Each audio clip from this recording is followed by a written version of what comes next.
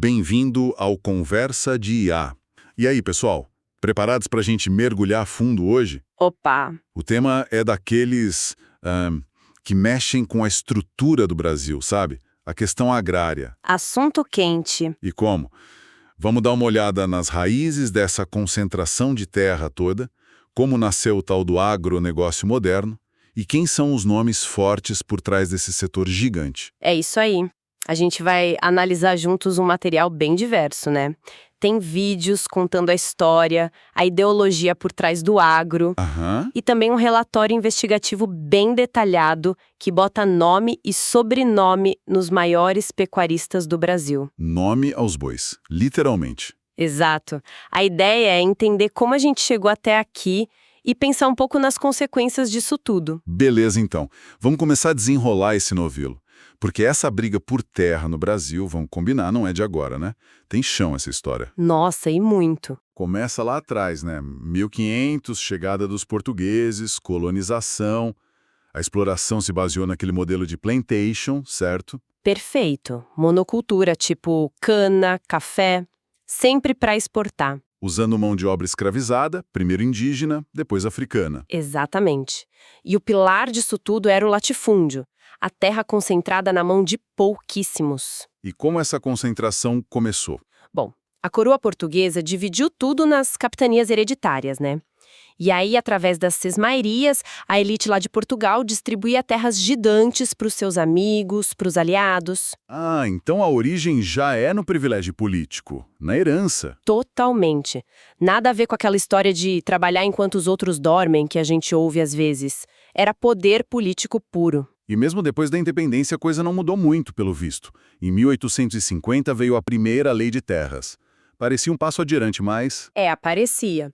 Só que o X da questão, sabe, é que essa lei oficializou a terra como propriedade privada, uma mercadoria que podia ser comprada e vendida. Ok, até aí. Só que eles botaram um preço altíssimo, justamente para quê? Para impedir que a população negra recém-liberta ou que seria liberta logo depois pudesse comprar terra. Entendi. Então, na prática, a lei serviu para manter a desigualdade. Exato. Institucionalizou a concentração de terra, consolidou o poder da elite latifundiária. Tá, mas vamos definir melhor isso. O que é exatamente um latifúndio? Não é só uma fazenda gigante. Não só o tamanho, não. Latifúndio é a grande propriedade privada para produção, sim, mas ele é principalmente um instrumento de poder. Poder social, controle. Como assim? Muitas vezes essas terras nem são tão produtivas assim. O foco é ter a terra para ter poder. Isso força quem não tem terra, os camponeses, a aceitar condições de trabalho péssimas. Faz sentido. Não é à toa que as fontes mostram que a maior parte do trabalho análogo à escravidão hoje acontece justamente em latifúndios. Pesado isso. E essa concentração no campo, ela transbordou para a cidade também, né? Depois da abolição, o pessoal ex-escravizado não teve indenização, não teve acesso à terra para plantar. Foram para cidades. Isso. E chegando lá, encontraram as melhores áreas urbanas já ocupadas por quem? Pelos filhos dos latifundiários, como uma fonte coloca. O sistema deu a liberdade de escolher. Ou vende sua força de trabalho por qualquer miséria, ou passa fome. Que cenário. Mas olha, a história nunca é só de um lado, né? Sempre teve resistência. Com certeza, povos indígenas resistindo desde sempre à formação dos quilombos, várias revoltas. E ali pelos anos 20, 30, a organização política no campo começou a crescer, né? Principalmente Nordeste e Sul. Exato. Aí vem a Era Vargas, teve industrialização, tentaram modernizar o campo, mas foi uma modernização que manteve a aliança com os donos da terra. Foi conservadora. E é aí que começa a surgir o que hoje a gente chama de agronegócio. Começa a se desenhar ali uma indústria que nasce ligada aos interesses dos ruralistas. A burguesia industrial não rompeu com essa elite agrária. Por quê? Em parte porque muitos industriais vinham dessa elite, né? E também pela dependência tecnológica que o Brasil tinha e ainda tem do exterior. Entendi. E essa modernização que não incluía todo mundo, ela acabou fortalecendo os movimentos por reforma agrária? Exatamente. As ligas camponesas, por exemplo, que eram ligadas ao Partido Comunista, ganharam muita força. O lema era direto: terra na lei ou na marra. Forte. E elas cresceram, viu? Mesmo com muita repressão. Em 1954, já eram uma força política e popular importante. Mobilizavam gente, ocupavam latifúndio improdutivo. A reforma agrária virou pauta quente. Virou um fantasma para a elite, né? E aí, quando João Goulart, o Jango, assume a presidência, ele era visto como radical por essa turma. A tensão só aumentou. Mas teve vitória nesse período também, né? Lembro de ler sobre desapropriação de terra aqui no Sul. Sim, teve. Milhares de famílias assentadas. E o Estatuto do Trabalhador Rural de 63 foi um marco. Deu direitos inéditos no campo. Sindicato, férias, aposentadoria. E aquele discurso do Jango na Central do Brasil, prometendo as reformas, incluindo a agrária. Foi a gota d'água para a elite conservadora. E isso tudo, essa aversão da elite à distribuição de terra, ajudou a empurrar para o golpe de 64. Com certeza. Foi um combustível fortíssimo para o movimento golpista, que teve apoio dos Estados Unidos, de militares, da Igreja Conservadora e, claro, das elites urbana e rural. Bah, é forte dizer isso, mas as fontes são claras. O agronegócio, como a gente conhece hoje, não existiria sem a ditadura militar. Infelizmente, é o que os dados mostram.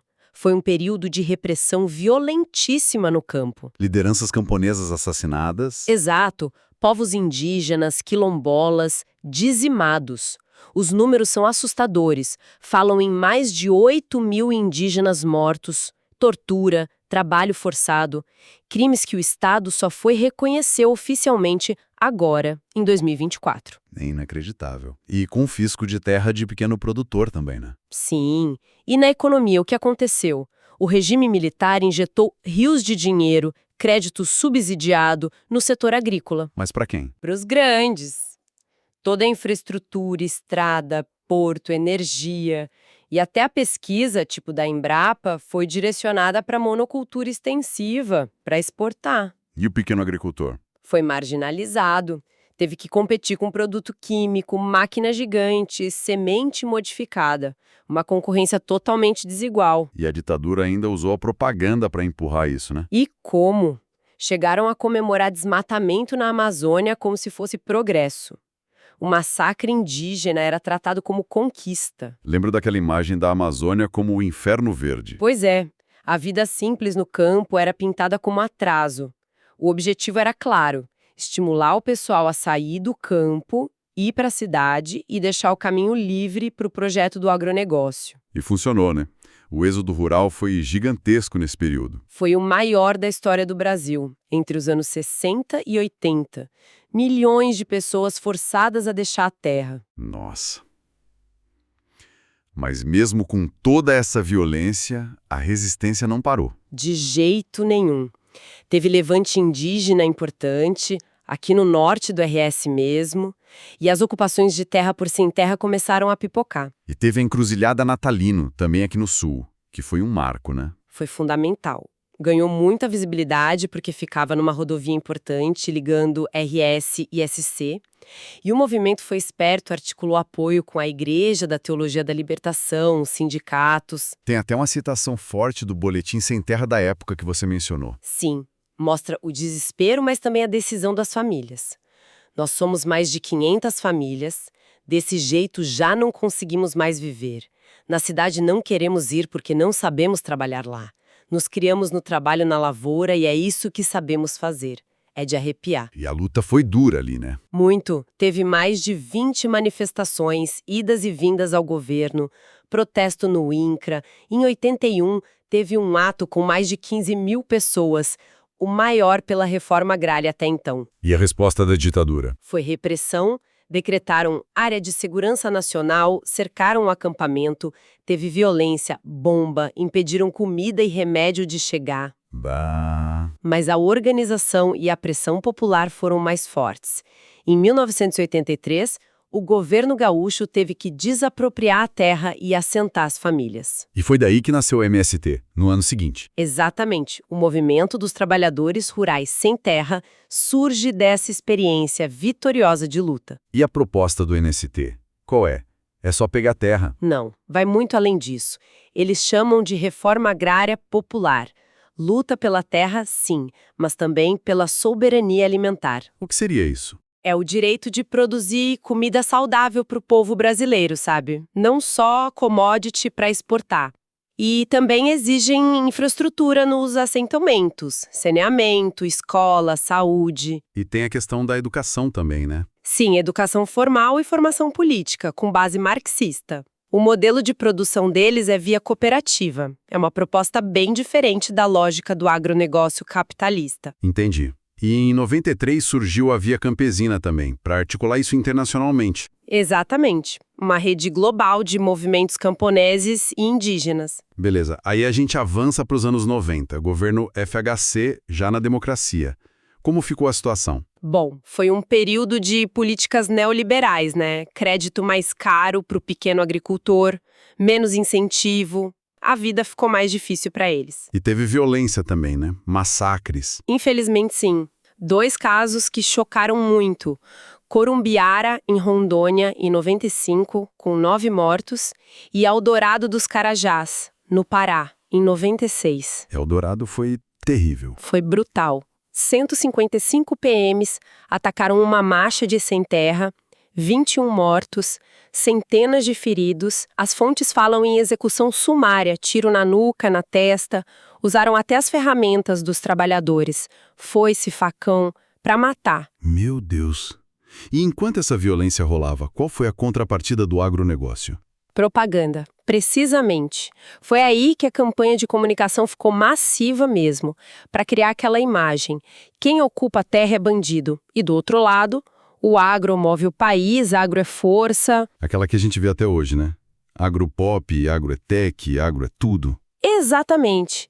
Na TV, em novela romantizando fazendeiro, em filme, na internet e muito forte na música sertaneja. É verdade, aquela música de raiz que falava da roça, do plantio, foi sumindo. E entrou esse sertanejo universitário que exalta o quê? O agroboy milionário, a caminhonete importada, a colheitadeira high-tech. É o estilo de vida, né? E aí a gente pensa, quanto dinheiro rola nisso?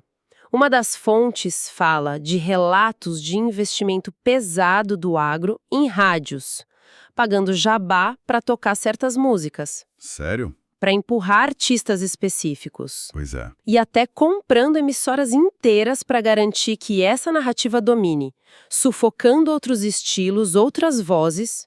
A imagem do agro rico e moderno é martelada sem parar. Entendi a estratégia. Então vamos pro hoje. Quem são os donos desse poder todo?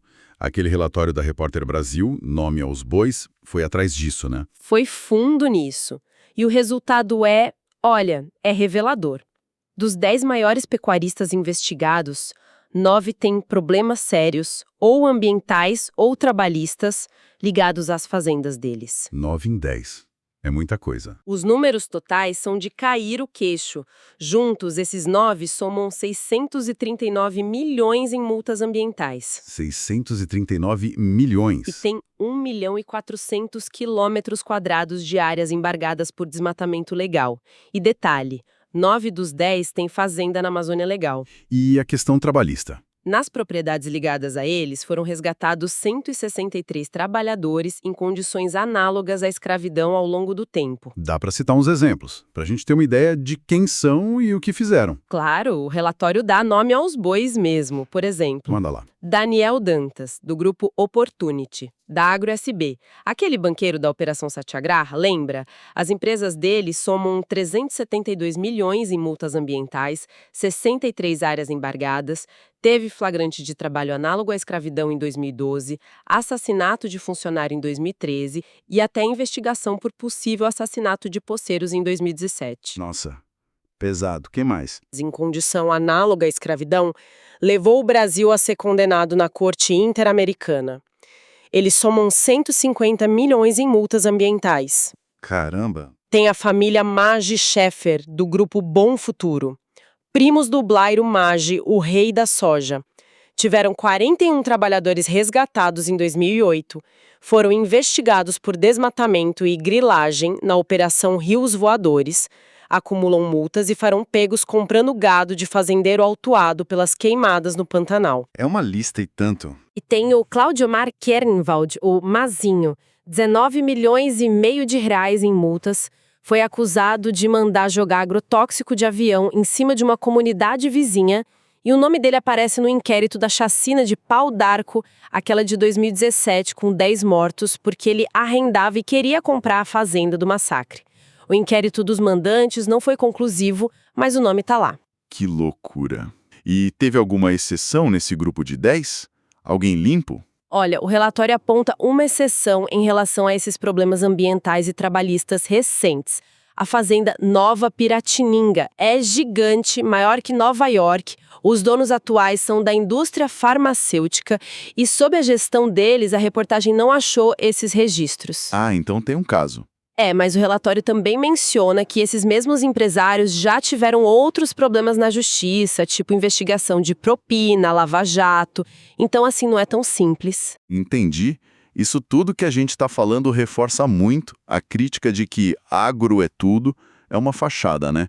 Esconde uma diferença brutal entre o pequeno agricultor e essa elite bilionária. Totalmente. Essa elite do agro tem um poder político imenso. Uma fonte estima que a bancada ruralista seja uns 40% do Congresso. 40%. Eles moldam a lei a favor deles desde 1850 com a Lei de Terras.